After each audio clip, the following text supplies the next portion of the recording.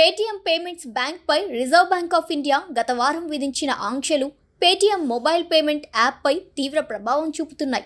ప్రస్తుత పరిణామాల నేపథ్యంలో దేశంలోని కిరాణా స్టోర్లలో దాదాపు సగం పేటీఎంకు దూరమయ్యాయి.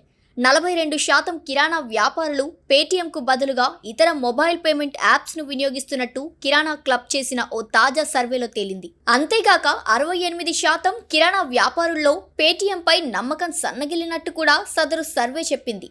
ఆర్బీఐ ఆంక్షలు తమ లావాదేవీలను ఆటంకపరచవచ్చని కిరాణా వ్యాపారులు భయపడుతున్నారు.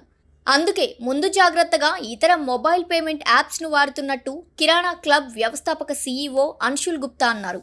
పేటీఎంకు ప్రత్యామ్నాయ పేమెంట్ ఆప్షన్ కూడా బాగానే ప్రాచుర్యంలో ఉందట. కిరాణా స్టోర్లకు ఇప్పుడు దిగులు లేకుండా పోయిందని చెప్పారు. కాగా తమ దుకాణాల్లోకి వచ్చే కస్టమర్లను పేటీఎం మినహా మరే ఇతర పేమెంట్ మొబైల్ యాప్నైనా వాడండి అంటూ కిరాణా వ్యాపారులు సలహా ఇస్తున్నట్టు కూడా ఇంకొందరు చెప్తుండడం గమనార్హం. ఇదే సర్వేలో మొత్తం 5,000 మంది కిరాణా వ్యాపారుల అభిప్రాయాలను కిరాణా క్లబ్ తీసుకుంది. పేటీఎంకు బదులు చాలా మంది ఫోన్పేను సూచిస్తున్నట్టు సర్వేలో స్పష్టమైంది. 50% రిటైలర్లు ఫోన్పే ద్వారా చెల్లింపులు చేయాలని తమ కస్టమర్లను కోరుతున్నారు. అలాగే 30% మంది వ్యాపారులు గూగుల్ పేను వినియోగిస్తుండగా 10% మంది భారత్ పేను వాడుతున్నారు. నిజానికి ఒకప్పుడు మొబైల్ పేమెంట్ యాప్స్లో పేటీఎం మాత్రమే టాప్లో ఉండేదన్న సంగతి విదితమే.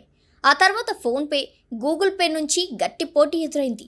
ఈ క్రమంలో ఇప్పుడు ఆర్బీఐ ఆంక్షలు కోలుకోలేని దెబ్బతీస్తున్నాయి.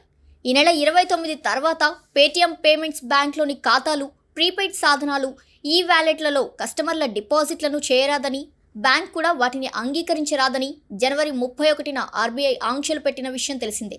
అయితే వ్యాలెట్లలో ఉన్న నగదు అయిపోయేదాకా వాడుకోవచ్చు. ఇక ఇప్పటికే కొత్త కస్టమర్లను చేర్చుకోవడం పైన బ్యాంక్పై ఆంక్షలుండగా తాజా పరిమితులతో దాదాపుగా సంస్థ సేవలు నిలిచిపోయినట్టే అవుతుంది. నిబంధనల అమలులో పేటీఎం పేమెంట్స్ బ్యాంక్ నిర్లక్ష్యమే ఈ పరిస్థితికి కారణమని ఆర్బీఐ గవర్నర్ శక్తికాంత దాస్ చెప్తున్నారు.